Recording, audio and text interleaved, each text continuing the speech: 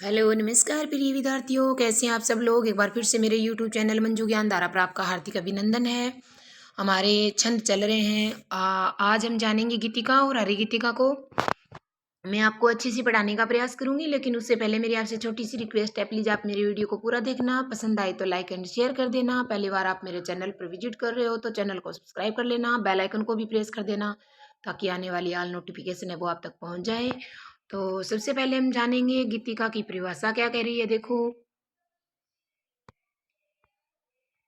तो आपको याद रखना है, इसके प्रत्येक चरण में 14 और 12 की विराम या अति होती है। 14 या 12 मात्रा, जो मात्रा पर क्या होती है, यति या विराम होते हैं। कुल मात्रा आपसे पूछ ली जाए, गीतिका के अंदर कुल मात्रा आपसे पूछ ली जाए तो आपको क्या बताना है।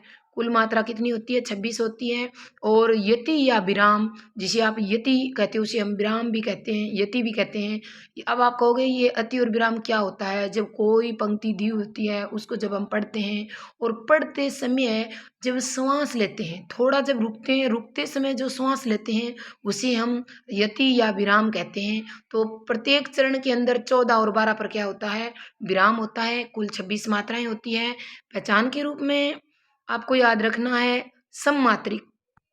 सममात्री का मतलब होता है प्रत्येक चरण में, जैसे कोई पंक्ति दी हुई है और उसके जितने भी जो चरण होते हैं, लगभग हर एक छंद में 4 चरण ही मिलते हैं, और जिन चरणों में समान मात्राएं होती हैं उन्हें सममात्रिक छंद कहते हैं। और हमारी जो गीतिका है उसमें कुल मात्रा आपसे पूछा जाए तो 26 बताना है, और 14 और 12 पर यति होती है। और सम पंक्ति जो होती है ना, अंतिम जो सम पंक्ति होती है उसमें एक आता है लघु और दूसरा गुरु। ये आपको याद रखना है, अंत में लघु और गुरु जरूर आते हैं। तो सम पंक्ति के अंत में आपको याद रखना है भी एक मात्रा किसकी आएगी, लघु की आएगी, दूसरी गुरु की आएगी। अब लघु और गुरु, ये आप कहोगे भी ये क्या होता है, तो मैंने मात्रा लगाना, लघु गुरु क्या है, पिछली वीडियो में अच्छे से पढ़ाया है, पिछली क्लासों में। अगर आपने पिछली क्लासों का अध्ययन नहीं किया तो प्लीज़ चैनल के प्लेलिस्ट में जाकर आप इस क्लासों का अध्ययन कर सकते हो। अब हम देखेंगे भी क्या नहीं आना चाहिए गीतिका के अंदर। तो गीतिका छंद में 2 मात्रा और जोड़ने पर नोट लगाकर मैंने लिखा है, अगर गीतिका छंद में 2 मात्रा और जोड़ने पर क्या बन जाता है, हरी गीतिका छंद बन जाता है। और हरी गीतिका के अंदर 16 और 12 के ऊपर क्या होती है, यति होती है। कुल 28 मात्राएं होती है। और अब हम गीतिका का उदाहरण लेते हैं और देखते हैं मात्रा किस प्रकार गिननी है। प्रत्येक पंक्ति में 26-26 मात्राएं होती है गीतिका के अंदर। सममात्रिक छंद है और आपको याद रखना है, ठीक है। 14 और 12 पर यति यानी विराम होता है। तो आप देखो, हे प्रभु आनंद दाता, थोड़ा सा रुकना है, ज्ञान हमको दीजिए। जहाँ यहाँ हम थोड़ा सा जो रुके हैं इसको यति या विराम कहा जाता है, ठीक है। शीघ्र सारे दुर्गुणों को दूर हमसे कीजिए। तो अंत में मैंने आपको बताया है एक लघु और एक गुरु आएगा। लघु का मैंने सिंबल आपको बता दिया, खड़ी पाई के समान होता है, और गुरु का सिंबल देखो अंग्रेजी के एस अक्षर के समान होता है, ठीक है।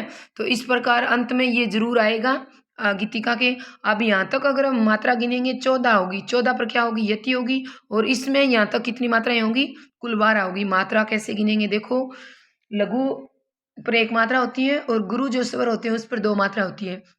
तो यहाँ गुरु है तो यहाँ 2 मात्रा हो जाएगी। और जब किसी अक्षर से पहले बाद में आधा अक्षर आता है तो उसमें गुरु मात्रा लगती है, वो उसमें प्लस हो जाता है। जैसे पै के नीचे रे आया है आधा, तो पै की मात्रा 1 है और रे इसमें क्या हो जाएगा, जुड़ जाएगा। तो कितनी मात्रा बनाएगा, 2 मात्रा बनाएगा। फिर ओ बड़ा आया है, भो बड़ा है, भो बड़ा है, इसमें फिर 2 मात्रा आएगी। अब आगे देखो, आ बड़ा है इसलिए 2 मात्रा आएगी। और न और द छोटे हैं, अनुस्वार छोटी मात्रा में तो छोटे हैं, तो यहाँ लघु लघु लघु आएगा, ये बात आपको याद रखनी है। और दा बड़ा है तो बड़ा आएगा, गुरु आएगा, ता बड़ा है तो गुरु आएगा। अब देखो आप, 2 2 4 2 6 2 8 9 10 11 12 13 और 14, टोटल यहाँ तक दाता तक कितनी मात्रा होगी, 14 मात्रा हो गई। तो 14 और 12 पर क्या होती है, यति होती है, विराम होता है, कुल 26 मात्राएं होती है, ठीक है। और सममात्रिक छंद होता है। नेक्स्ट देखो आप, नेक्स्ट है हरी गीतिका।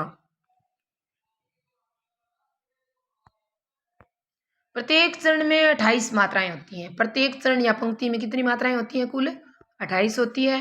और 16 एवं 12 पर यति होती है। 16 और 12 पर क्या होता है? विराम होता है, यति होती है। चरण के अंत में लघु गुरु होता है, होना अनिवार्य है, माना जाता है। ये बात आपको याद रखनी है। ठीक है, देखो उदाहरण के तौर पर हम बात करें तो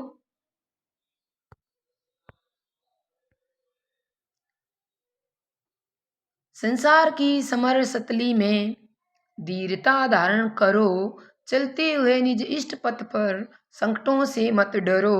करो और डरो में देखो अंत में क्या आया है? करो और डरो, ये डरो ड एक लघु आएगा, रो ओ बड़ा है इसलिए गुरु आएगा, तो अंत में क्या आएगा?